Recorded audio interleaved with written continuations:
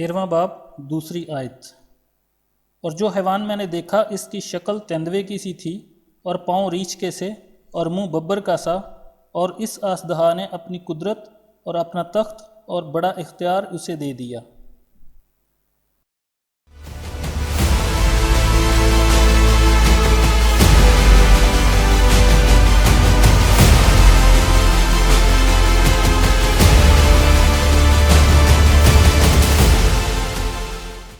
اس حیوان کا حلیہ کسی ایک جنگلی جانور سے نہیں ملتا، بلکہ ان تینوں حیوانوں کی خوبیاں اسی ایک میں نظر آتی ہیں۔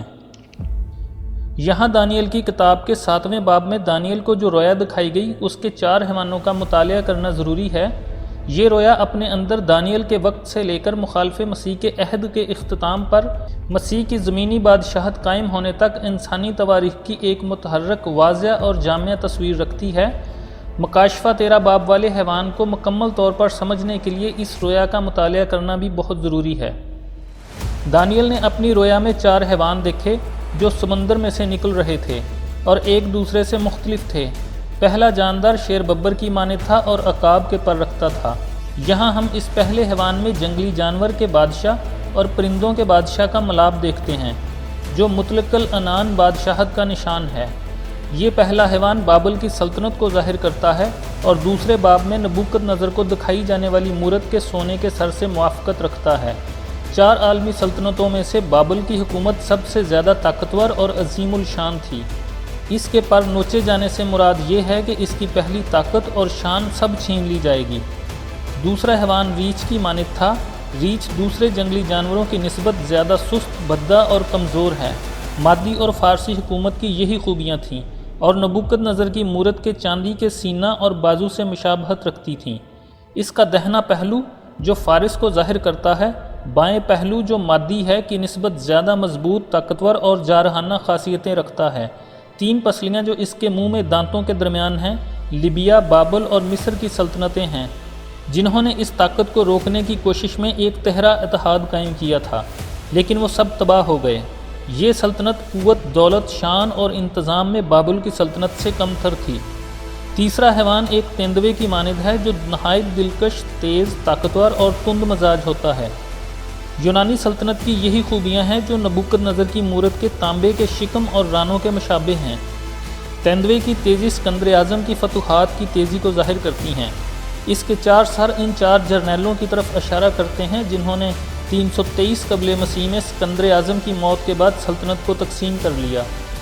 چوتھا حیوان کسی اور حیوان کے مشابہ نہیں، اس کا کوئی نام نہیں بتایا گیا کیونکہ ایسا حیوان نہیں جو تیندوے اور ریچھ اور شیر ببر تینوں کے اوصاف رکھتا ہو۔ یہ چوتھا حیوان ہولناک، ہیبتناک اور نہایت زبردست تھا۔ اس کے دانت لوہے کے اور بڑے بڑے تھے جن سے وہ نگل جاتا تھا۔ اس کے ناخن پیتل کے تھے جس سے وہ ٹکڑے ٹکڑے کرتا تھا، اور جو کچھ باقی بچتا اس کو پاؤں سے لتاڑتا تھا۔ چوتھا حیوان رومی سلطنت کو ظاہر کرتا ہے جس نے بحیرہ روم کے ارد گرد سب ملکوں کو فتح کر لیا اور نبوکد نظر کی مورت کی ٹانگوں اور پاؤں سے مطابقت رکھتا تھا۔ اس کے 10 سینگ تھے جن میں سے ایک چھوٹا سینگ نکلا جس کے سامنے سے پہلوں میں سے 3 سینگ جڑ سے اکھاڑے گئے۔ اس سینگ میں انسان کی سی آنکھیں تھیں اور ایک منہ تھا جس سے گمنڈ کی باتیں نکلتی تھیں۔ اس رویا میں دانیل چوتھے حیوان کے متعلق اور خاص طور پر چھوٹے سینگ کے متعلق فکر مند تھا۔ اسے نبوکد نظر کی مورت کی 10 انگلیاں یاد تھیں لیکن ان میں سے کوئی چھوٹی انگلی نہیں تھی۔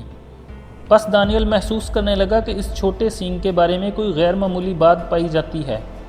اب دانیل سمجھ گیا کہ خدا اسے کوئی نئی چیز دکھا رہا ہے جو نبوکد نظر کی مورت کے خواب کے معنوں کے علاوہ ہے۔ خدا اب ایسی چیز آشکارا کر رہا تھا جو اس نے مورت میں آشکارا کرنا مناسب نہ سمجھا۔ دانیل اس چھوٹے سینگ میں خاصی دلچسپی رکھتا تھا۔ یہ چوتھا حیوان چوتھی رومی حکومت کو ظاہر کرتا ہے اور اس میں بابل کی حکومت اور مادی فارسی حکومت اور یونان کی حکومت کی خوبیاں موجود ہوں گی۔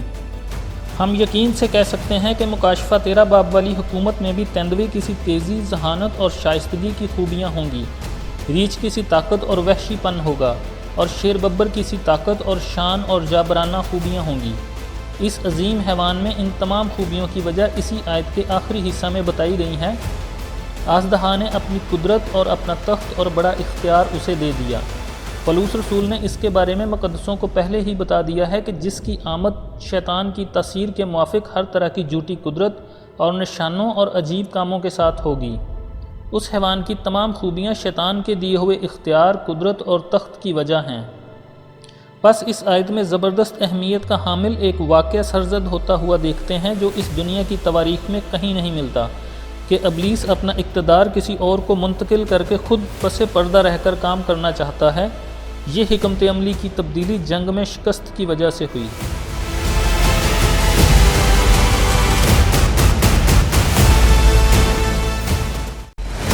پھر اس نے مجھ سے کہا، اس کتاب کی نبوت کی باتوں کو پوشیدہ نہ رکھ، کیونکہ وقت نزدیک ہے۔